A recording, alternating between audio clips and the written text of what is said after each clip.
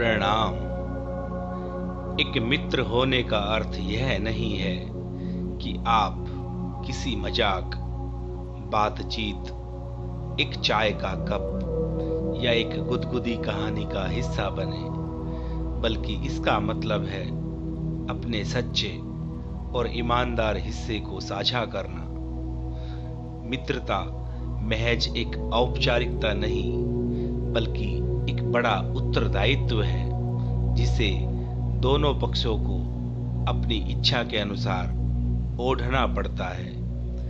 मित्र का कर्तव्य इस प्रकार बताया गया है: उच्च और महान कार्य में इस प्रकार सहायता देना, मन बढ़ाना और साहस दिलाना कि तुम अपने निज के सामर्थ्य से बाहर का काम कर जाओ। हमें ऐसे मित्रों की खोज में रहना चाहिए जिनमें हमसे अधिक आत्मबल हो। हमें उनका पल्ला उसी तरह पकड़ना चाहिए जिस तरह सुग्रीव ने रामचंद्र जी का पल्ला पकड़ा था। मित्र हो तो प्रतिष्ठित और शुद्ध हृदय के हों। किसी भी व्यक्ति के जीवन को सफल और खुशनुमा बनाने में कुछ खास लोगों का अहम योगदान होता है। इनमें से कुछ परिवार के सदस्य होते हैं तो कुछ बाहर वाले हो सकते हैं। बाहर वालों में सच्चे मित्र इस लिस्ट में सबसे ऊपर होता है। सच्चे मित्र का मिल जाना अपने आप में एक बेहद भाग्यशाली भेंट होती है। एक सच्चे मित्र में कुछ महत्वपूर्ण गुण होते हैं जो इस प्रकार से है: आपका सच्चा मित्र आपकी पीठ पीछे कभी आपकी बुराई नहीं करता। आपका मित्र कभी आपको नीचा दिखाने की कोशिश नहीं करेगा। सच्चा मित्र कभी व्यर्थ की बहस में नहीं पड़ेगा। सच्चा मित्र सदैव आपको सुनेगा जो आप कहना चाहते हैं। एक सच्चा मित्र आपको आपकी कमजोरियां बताएगा। एक सच्चा मित्र आपसे कभी भी अतीत में जो बुरा हो चुका उसको नहीं कुरे देगा। एक सच्चा मित्र आपका साथ कभी नहीं छोड़ेगा, चाहे जीवन में कैसी ही परिस्थिति आ जाए। सच्चा मित्र आपकी सफलता से कभी नहीं जलेगा। सच्चा मित्र कभी भी आपको जज नहीं करेगा। आप जैसे हैं आपको वैसा ही स्वीकार करेगा। सच्चा मित्र टाइम पास की दोस्ती नहीं करेगा, बल्कि लंबे समय तक दोस्ती निभाएगा। मित्र के होने से मित्रता बनती है, और मित्रता सिर्फ सुखों के क्षणों की कामना नहीं करती है, दुखों के पलों में भी मित्रता ढाल बनकर आती है और मित्र की रक्षा के लिए हमेशा तैयार रहती है। मित्रता के लिए कोई भी नियम नहीं होता, अतः मित्रता किससे करनी है इस संबंध को निश्चित नियम निर्धारित नहीं कर सकते हम। मित्र वह साथी होता है जिसे हम अपने सभी रहस्यों, संकटों, सुखों में साथी बनाते हैं, जिससे हम प्रवृत्तियां और आदतों से भिन्न होने पर भी प्यार करते हैं और उसे चाहते हैं। दोस्ती में एक मनुष्य को एक अच्छा दोस्त बनने, एक अच्छे वफादार दोस्त बनाने और आपकी दोस्ती को मजबूत रखने में मदद मिलेगी। एक लेखक को अपनी कलम और डायरी से उतना ही लगाव होता है जैसा कि एक मित्र के साथ होता है।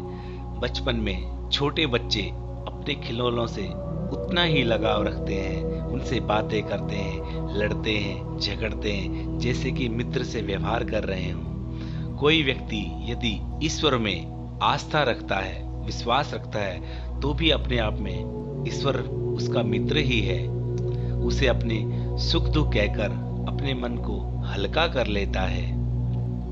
तात्पर्य यह है कि इंसान अकेला नहीं रह सकता, उसको एक मित्र, एक साथी की आवश्यकता जरूर होती है।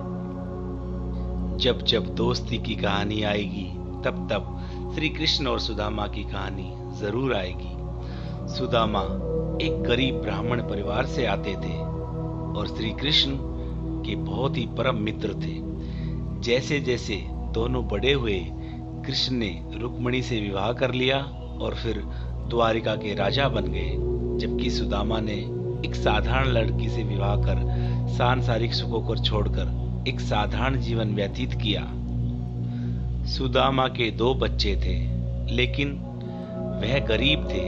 उन्होंने बहुत सी कठिनाई जीवन में व्यतीत की, लेकिन उनकी पत्नी इस जीवन से थक चुकी थी और एक दिन भगवान श्री कृष्ण से मदद लेने के लिए सुदामा को कहा। हालांकि सुदामा ने अपने दोस्त से मदद मांगने में शर्म महसूस की, सुदामा की पत्नी जिद करती रही। एक दिन उन्होंने इस बारे में बात करते हुए श्री कृष्ण से मिलने का फैसला कर ही लिया।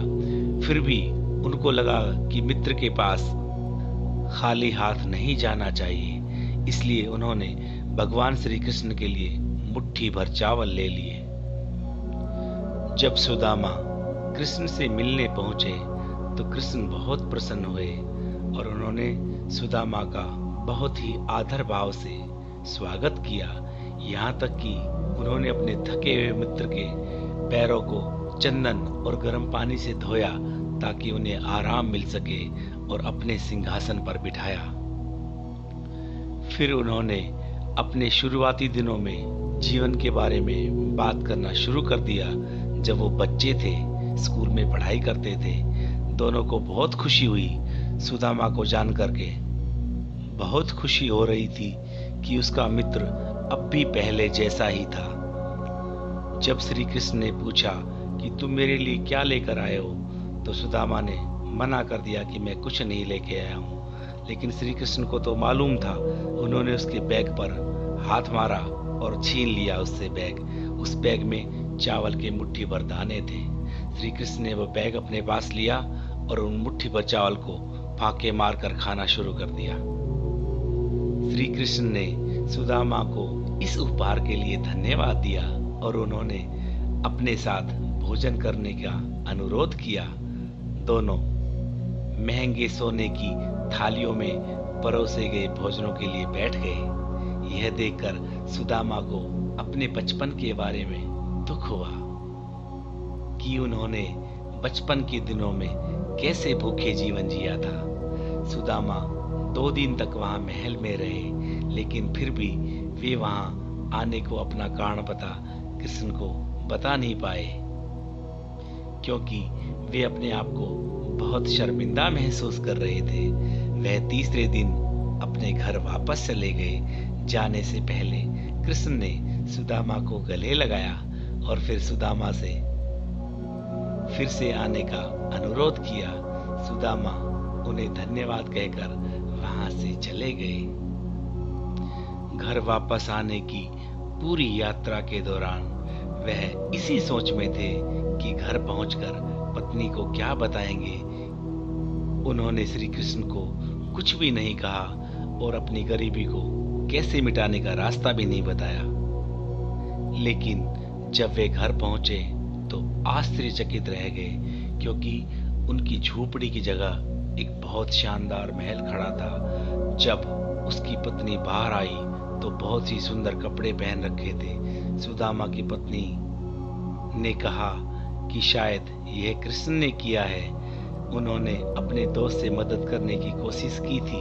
यह सब देखकर सुदामा का हृदय भर गया और वह रोने लगा। यह थी श्री कृष्ण और सुदामा की कहानी, जो कि मित्रता की एक मिसाल है।